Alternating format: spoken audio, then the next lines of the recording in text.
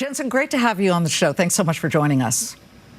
Nice to see you, Liz. It's great to be here. Great to have you. The superlatives used to describe not just your earnings, but your outlook ranged from, I was writing these down, full steam, full throttle, incredible. But the headline really emerges that you guys have a problem most CEOs would love to have. Demand for two of your products, right? Both your Hopper chip and the orders for your new Blackwell chip far exceed the supply you have. What's the most important step you guys are taking to speed up the process to fill these orders? Well, first of all, I appreciate that. Hopper and Blackwell are two just magnificent computing systems. And what they've done is these two computing systems has really reinvented computing altogether. From software that was written by humans running on CPUs to now machine learning, creating these neural networks that make possible artificial intelligence running on our GPUs. And so as the world modernizes the data centers, $1 trillion of data centers around the world, the demand is just incredible. Mm-hmm. And so we're ramping both of these platforms incredibly hard. We had a record quarter this last quarter. We guided to a record quarter next quarter. We're going to go from $0 billion of Blackwell to many billions of dollars of Blackwell. And so it's going to be an incredible thing, but the demand is just incredible. Yeah. I'm so interested to know some numbers. How big is the backlog for, I guess, both the Hopper and the Blackwell system, the successor that a lot of people want to see? Are you seeing any customer behavior, Jensen, that says, you know what, we're going to wait for the newer Blackwell model? Well, people are modernizing their data centers, and so they just needs to get going. And what I advise people to do is that, and they are doing that, which is we're going to create new systems every single year. Buy what you need that year. There'll be something new that you can buy next year. And then you'll just cost average your way through. The reason why it's cost averaging is if we increase the performance every single year, effectively you're reducing your cost for any amount of computation that you want. Instead of the classical old data centers, we're going to, several $100 billion of CapEx each year will go into these machine learning based and AI based systems. And so we have hundreds of billions of dollars of IT systems that we're going to have to go build over the next several years. The world of stock markets is buzzing with curiosity as Nvidia, a titan in the realm of AI and computer hardware, finds itself amidst a whirlwind of incredible predictions and geopolitical challenges. Wedbush analysts have just adjusted their optimistic view on Nvidia's fiscal year 2025 earnings, sending ripples through investor circles. With trailblazing leaders like CEO Jensen Huang highlighting the importance of international tech collaboration, Nvidia is undeniably in the spotlight. How does this interplay between earnings forecasts and global tensions set the stage for Nvidia's future? Let's delve into the details and uncover the intricate web of prospects and challenges lying before this industry giant. Welcome back, everyone, to Investocracy. Obviously, the market's still trying to digest it. If there was any bit of, I don't even want to use the word disappointment. I mean, there's just so much to live up to. As we said, we had 11 or 12 price target increases on the name. I only see one firm talking about their guidance being below what they would suggest is the bull case. I mean, as you watch the market here react to it, what do you think? Well, I think the most important points that have been made so far are that expectations were so high. Brad said that at the beginning of the show. And then Josh about making sure that they can set realistic expectations going forward. This market is hard to impress on stock price action. I mean, we're talking about situations where you've got beats and raises being punished in the stock price. So first of all, I think we're still in the infancy of this AI theme. We're going to be in the infancy of it for a little while yet. But as it matures, what we're going to find out is whether or not the companies that have been the winners so far can continue to win along that vein. And then who are the other ones that will come in, and even the other industry groups that will come in. And something that's been really interesting to me in the last month or so is just the performance of software. And I think some of that has to do with the fact that, okay, we've established that this thesis will continue going forward with AI. What else can companies start to spend on? Where can they actually find the profit? And who are the companies that are going to help them create that profit? And I think software is a big group that's going to benefit from that going forward.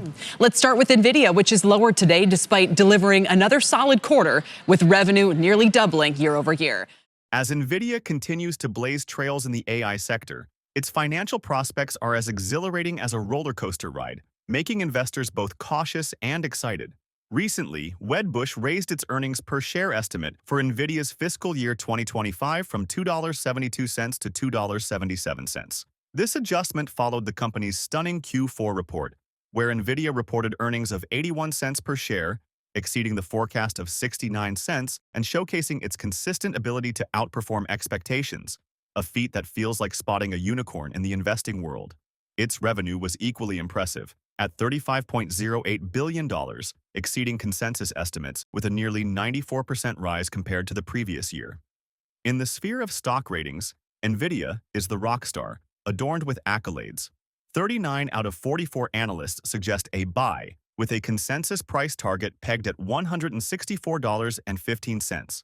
Piper Sandler and HSBC are among those who've recently lifted their price objectives, recognizing Nvidia's profound influence and potential in transforming the tech landscape. But before we go any further, if you want to keep up with Nvidia's latest updates and keep up with the stock market's latest news, you can follow our Twitter account. We post multiple times daily about the biggest changes and catalysts in the market, so click the follow button if you don't want to miss the newest market updates. The guidance was ahead of estimates, but the bar was very high, and it could be somewhat of a sticking point for investors. But come on, are we going to quibble about a 1% decline? The stock's tripled this year. My next guest kind of agrees. He still has a buy rating on the stock, and while he acknowledges some supply constraints, he expects them to be short-lived, with Blackwell ramps accelerating in the first half of next year. Srini Pajuri is senior semi-analyst at Raymond James. He's got a 170 price target on the stock. Why do you think there's some selling off here? And Srini, is it even significant given that last time around, I think the shares were down 6-7% on the results, and then they still rallied sharply into this quarter? Yeah, Kelly, we don't think it's all that significant. First of all, the demand itself is very strong right now. One indication, actually one big positive surprise in the quarter was that if you look at the Hopper demand, the current product that they're shipping in Q3 and also into Q4, that grew 5 billion sequentially. That's the fastest growth in the last 4 quarters. In the last 4 quarters, Hopper growth has averaged about 3.5 billion, and in 3Q it was 5 billion. And usually, what happens is that when there's a new product coming out, there's always this concern about a slowdown in the older products, but we're not seeing that. So that tells me that the underlying demand is very strong. And as you said, supply is the main issue for the inline-ish outlook, and that's something we were expecting. So, we think the demand is going to continue to outpace supply for almost all of next year. So if anything, as long as the cycle extends, we actually view that as more of a positive. So we're not worried about, a small pullback here. Srini, can we kind of back out for a second and put this in context? And maybe you can use, what your direct experience throughout your careers as a kind of the witness point. It's so unusual for a semiconductor company to be worth $3.5 trillion. And are we, the valuation is not that rich. They continue to kind of match where they need to be with the market. So it all seems real. But is this sustainable as a part of the U.S. economy? Is it sustainable in terms of the semi cycle? I mean, I would just love your thoughts on the significance of all of this. Yeah, when you look at the market cap in a vacuum, it does look a little scary, and I'll be honest with you. But at the same time, you look at the company's profitability and the valuation, it doesn't look that bad. Historically, this is a stock that traded at about 40 times on average. Right now, it's in the low 30s. So the question is, how long this, AI-related spending will continue. Just listening to their customers, it doesn't look like we need to worry about a slowdown, at least in for the next 12 months. Of course, there's going to be a pause at some point. We don't have visibility as to when that pause is going to be. And the other question we get is that what's the ROI like on AI? Why are we spending all this amount, right? So I think the better way to look at it is that right now the competition is so intense among hyperscalers. That's what's driving it. It's not so much about ROI. I think the reason is that in tech, there's always one winner, right? If you look at any of the previous tech evolutions, there's always one winner. So I think the competition is going to remain very intense before we know who the winners are going to be. So that's not going to slow down. So I think it's a little too early to think about ROI from that standpoint. That's really interesting. So basically, because Google is battling, Amazon is battling, Meta, because they're all still fighting to be number one, it's benefiting Nvidia. That definitely makes sense. Behind these numbers lies Nvidia's strategy. While geopolitical storms brew, particularly with US-China tech tensions, they are expanding into sovereign AI markets, reaffirming commitment to regulatory compliance as urged by Huang. During his honorary degree acceptance in Hong Kong, Huang spoke passionately about the power of open research, underscoring the necessity for continued global tech cooperation, a sentiment that sounds like music amidst international discord. Nvidia's narrative is further marked by strategic stock repurchases, amounting to $50 billion, a move perceived as assurance of the company's intrinsic value. Director Tench Cox and CEO Jensen Huang's recent stock sales indicate confidence in portfolio diversification, reflecting institutional patterns as 65.27% of holdings belong to hedge funds, with industry giants like Jensen Huang declaring, "The age of AI has started." Nvidia stands as a beacon of progress, carefully tiptoeing across geopolitical tripwires while architecting the future of AI innovation. But before going any further, if you made it this far into the video, thank you. These videos take a lot of effort and time to make, so if you enjoyed them, please hit the like button and subscribe to the channel. This goes a long way in helping us grow. That said, back to the video. And then, of course, there's the other thing, Nvidia, right? Everyone hated Nvidia. Think about the reasons people say don't buy this market. There were the reasons for the last 10 years not to buy Nvidia. It faced all kinds of scorn from the financial media, from Wall Street. It was this, it was that. Well, today, the financial Wall Street has no choice. They're all over this stock. I'm going to bring in right now one of my favorite guests when we start talking about this, from Spear Investment founder, their CIO, Ivana Delevska. Ivana, step in here for a second. Look at this. These are all the targets that was raised, maybe more by now, right? So Mizuho, Goldman, Bernstein, Citi, Deutsche Bank, Morgan Stanley, Evercore, Barclays, Wedbush, Truist, TD Cowen, Barrett. Then you had a few reiterations, right? Strong buy. Only thing I would say is kind of interesting to me, the targets aren't that high. Not necessarily. The highest we see is 190 from Evercore. Are you surprised that Wall Street has, they're saying buy the stock, but they still seem to be playing it close to the vest? Well, it's not necessarily surprising because that's how the sell side works. They really look at 1 quarter ahead and they model it. If you want to be looking at the situation correctly, you really need to take a step back and look at it 3 to 5 years out and model the next generations of chips. So the Blackwell is really the upside that we're expecting to see going into next year. And then there is future generations of chips that will come after that. So the key here is whether scaling laws will hold, which will mean that people will have to invest, and whether they're going to be able to execute on this next generation of Blackwell chips. So let's look at those. So here's Nvidia's quarterly earnings going back to the fourth quarter of 23. Just the mind-boggling stuff. Data centers, 3.6 billion to almost 31 billion.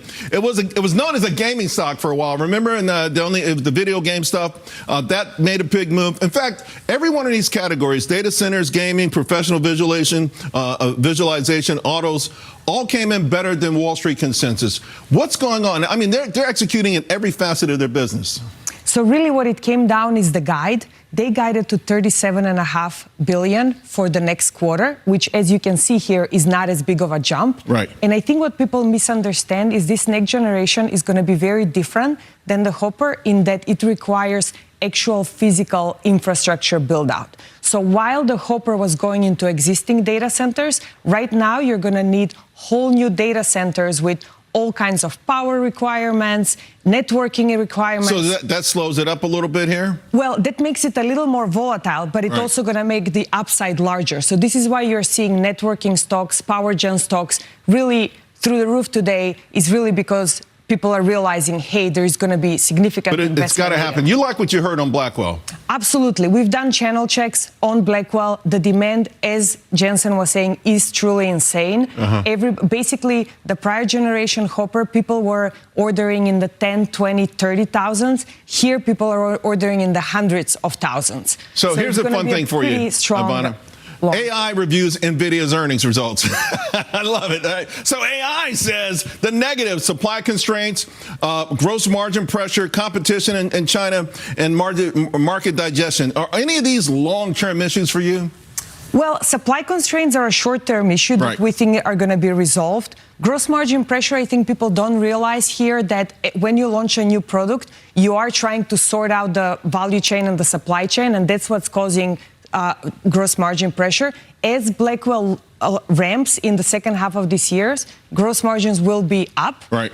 Competition from China, that's not really a concern because we haven't really seen anything legitimate. And market digestion, Jensen said that he expects that when we reach $1 trillion. By the way, Jensen's going to be on with Liz Clayman right after the show. The AI data center value chain. I love this. It's a great piece. Is there anything on here? We only have 30 seconds, but is there anything else on here that we should be looking at where the next opportunity is? So networking is really the most immediate opportunity that we're really focused on. Over here, the networking area. Yep, that's exactly right. So this is basically like transceivers. Well, this stock, Arista's up like 10 points today. Marvel does. These are some interesting names in. That's right. And then also the power and thermal management side. Right. These are a little more boring companies, so you're not going to see 10% more. Vertiv has been on fire, though. I mean, somebody said, GE Verno, I got phone calls on that one today. We own that as well. We disclose our holdings on our website, by the way, for people that want. What's your website again? Spearinvest.com. Spearinvest.com. You also like Nvidia, Snow, and Tesla. Yep. You've been rocking. Golly, give me a high five. You've been rocking. Are you kidding me? The stars seem to align favorably for Nvidia as it navigates through a sea of opportunities and challenges, with their earnings forecast appearing more promising and a strategic foothold in sovereign AI markets. Nvidia presents an alluring case for investors. The company's world-leading AI infrastructure and creative advancements position it as a key player ready to propel into a new era of industrial revolution.